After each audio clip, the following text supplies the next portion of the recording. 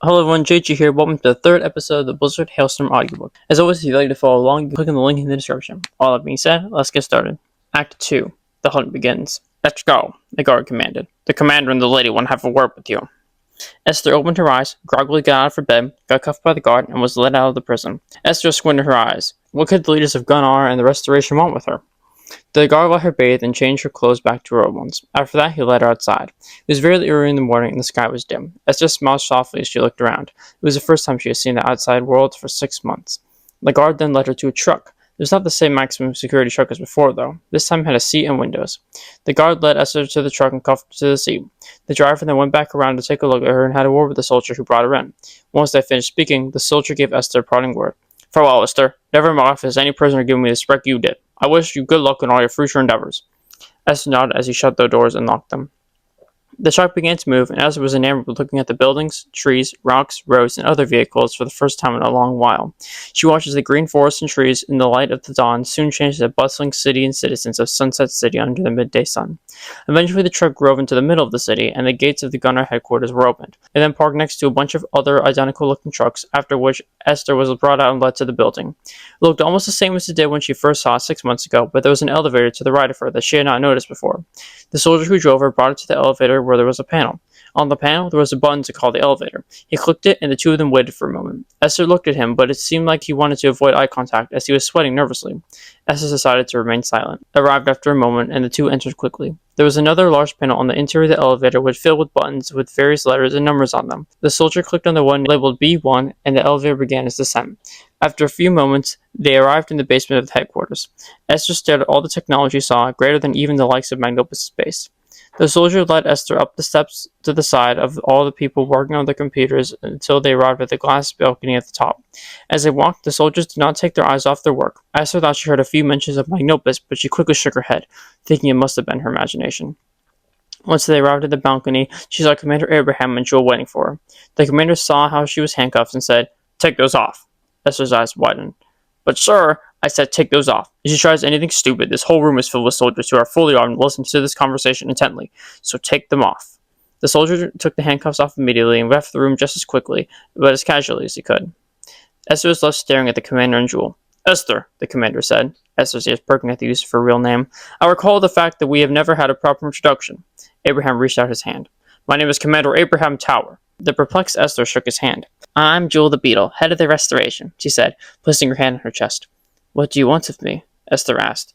"We have a favor to ask of you in exchange for your freedom," the commander said. "My freedom?" Esther asked with a slight smile. "What is it?" "There's a dangerous criminal on the loose," Jewel said, "and we think that you are better than all our agents to catch him." "Who?" Esther asked suspiciously. "Magnopus," the commander said bluntly. "Magnopus," Esther was going to shout, but she stopped. She was disgusted with that name of his on her lips and would much rather be doing anything than going out to find him herself. She wanted him caught, true, but she wanted him out of her life more. But she remembered what Jolene told her. "Always pursue the way of justice. More than that, of mercy and love." Esther sighed. If she was the only one who could bring Magnopus to justice, she would have to do it. Commander Abraham noticed the disgusted look on Esther's face and asked, "Is there a problem?" Esther cleared her throat and replied, "No, sir. I will help Magnopus down and bring him to justice." Great. He was spotted on the outskirts of Blizzard City with a vulture, leading an army of purple and black smoke people. Esther remembered what Carol spoke to her about when he came to visit. "Purple shades," she muttered. "What was that?" Jewel asked. "The smoke people," Esther explained. Carol met them when he went to this other dimension called the Corrupted World. They are connected to the dragon and are extremely dangerous. "Yes," the commander said. "He told us about that too when we interviewed him. You just have to be careful. Now it's time to get you ready for your hunt." Then he walked out of the room. After a few moments, he came back with a bundle of clothes. "These should grant you more protection." She opened the bundle and it revealed 2 new coverings, one for her shoulders and upper body and another for her waist, with the first being in a purple color and the second matching her own clothes. She promptly applied these and the commander then handed her gauntlets back.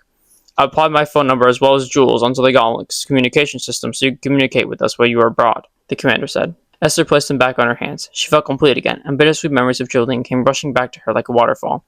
Specifically, she remembered the first time she tried them on, from which she still felt a brief pain in her chest. "Since you are still in our custody," the commander said, "we cannot trust you to go out alone." Esther deemed this reasonable.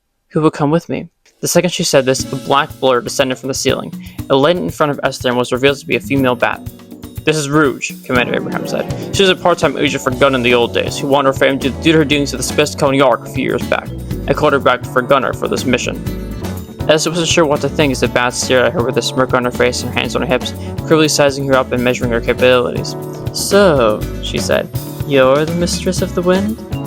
Then she poked at her arm, to which Esther jumped up with cat-like reflexes and moved her arms up in defense. "Doesn't look like much," Rouge said, thinking to herself aloud, "but I couldn't resist getting involved with this case. When I worked for Gunn, Magnopus was always able to avoid our clutches back when he was starting his empire. Many lovely jewels were lost to his unsavory hands. So what's your story?" Jewel interrupted their conversation. "Why don't you two get acquainted over dinner? Eve and I have some things to speak about, and we'll come get you when it's time to start our mission." "Fine by me," Rouge said as she glared at Esther in a friendly manner. Then she grabbed her hand and pulled her away. Esther went along awkwardly. "We'll be off. I haven't eaten the whole day, and I'm starving." Esther waved goodbye at the two leaders of Gunner and mouthed a broad thanks to them.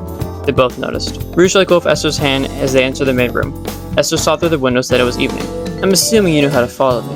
The cafeteria is through this hallway." She then pointed directly in front of her. The two walked through the main area of the room once again and entered it.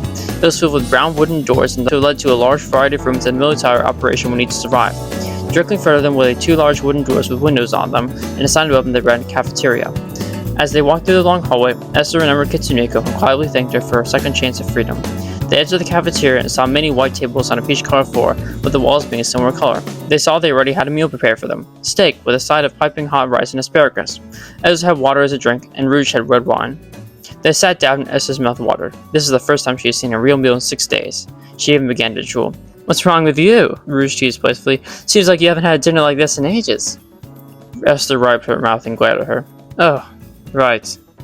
They began to eat. The food was very sweet to Esther's taste buds. Sure, there was that part of the steak that was hard to chew that Esther normally did not like, as did any sane person, but to someone who ate only rice and beans for 6 months, it seemed to be the best meal in the world. As they ate, Rouge bombarded Esther with questions about her journey with Carol and Rax. She could not tell if Rouge was asking her out of curiosity or if she wanted to find her weakness, but Rouge did stay away from Esther's personal topics, such as her dealings with Magnopus, begging her grateful. Every time he did come up, though, Esther's nerves tightened, though she still managed to answer the questions in her normal, shy way. Esther thought Rouge was very fun to be around, so she began to enjoy her company and friendship. She almost reminded her of Rex's cheerfulness. Rouge started to like Esther too, but her demeanor did not change. After finishing their meal a bit after sunset, Commander Abraham and Jewel arrived at the cafeteria. "It's time for your hunt to begin," the commander said. "Alright," Rouge sighed as she got up from her seat along with Esther. "Where do we start?" "We set up a helicopter on the roof to send you to the crisis district of Blizzard City," Jewel instructed. "It is the last place Magnopus have seen, so it's the most reasonable area to start." Esther and Rouge both agreed to this, so Abraham and Jewel led them back to the elevator. They clicked the R button, which rather than leading to a race, led to the roof of the building that contained a helicopter pad. The sky was black and cloudy, the air was moist, and a cool breeze of the summer night tickled Esther's ears, making them twitch. A pitch-black helicopter with the gray outline of the Gunnar logo was waiting for them with a pilot inside and outside to help them open the doors. The color of the helicopter reminded Esther of Magnopus's, which caused her blood to softly boil. The pilot opened the doors and Rouge and Esther hopped in. "Remember, you two," the Commander Abraham instructed, "you have our numbers on the gauntlets. In case you need anything, we have the entire military at your disposal." "Relax, Abe," Rouge sighed. "We've got this." "Now be careful," Jewel warned. "Esther, your freedom depends on this mission." "Who knows? Maybe the whole world does too." Esther nodded. "I will." The doors to the helicopter shut. Then the propeller started to whirl as Esther and Rouge took their seats and buckled their seatbelts. The interior was dark, gray, and mostly empty, aside from a first aid kit in their seats. The other pilot entered the helicopter, and when it took off, Commander Abraham and Jewel the Beetle watched as it flew out of the gunner base, out of Sunset City, and finally out of sight.